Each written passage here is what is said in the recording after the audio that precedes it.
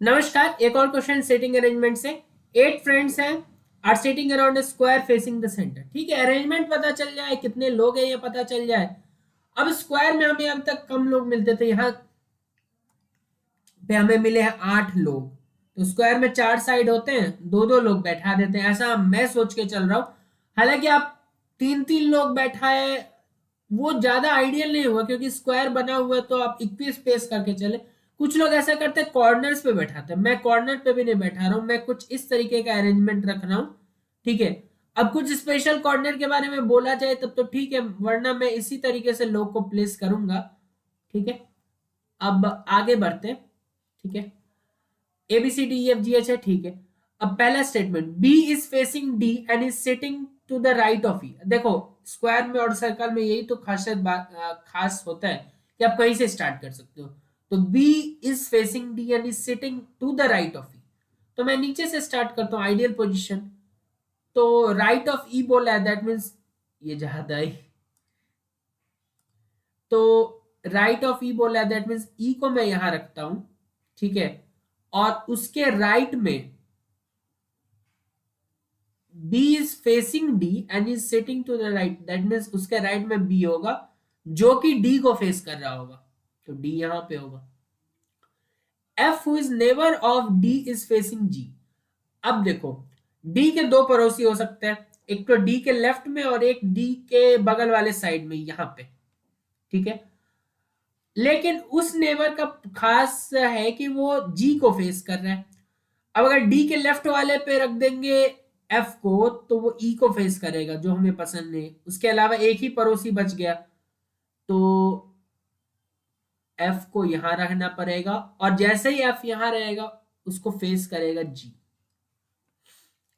There are two person between C and H is not facing ई।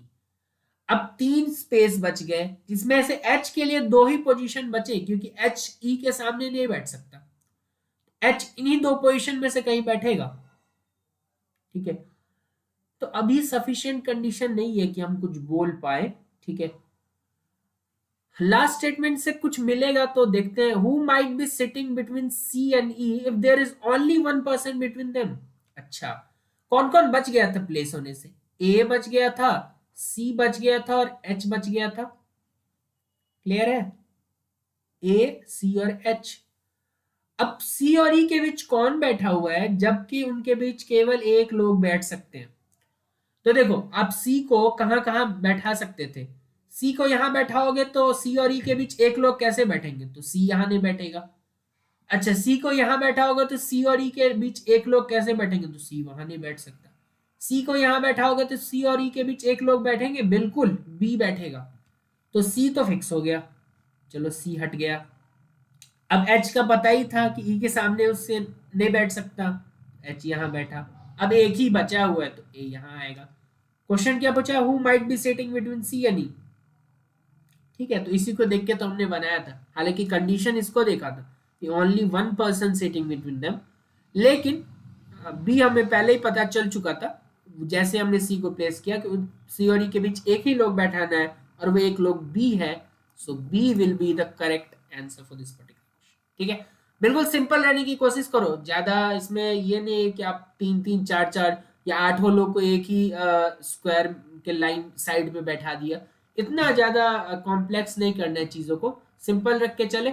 और ज्यादा लोग होते तब हम सोचते कॉर्नर्स पे भी बैठाने को बोल देते, 12 लोग अगर होते तो अवश्य कि यहाँ यहाँ में भी लोग बैठाने ही पड़ते, तब हमारा मजबूरी था। लेकिन अभी नहीं है मजबूरी, तो क्यों वहां पे बैठाना, खाली रहने दो कॉर्नर्स को। ठीक है, और वहां डायरेक्शन भी क्लियर नहीं होता है उतना जल्दी, हालांकि हो जाता है। ठीक है, इसका राइट में ई है, लेफ्ट में एच है, लेकिन ठीक है, ऐसे ही रखते हैं तो सिंपल रहता है। बहुत बहुत धन्यवाद।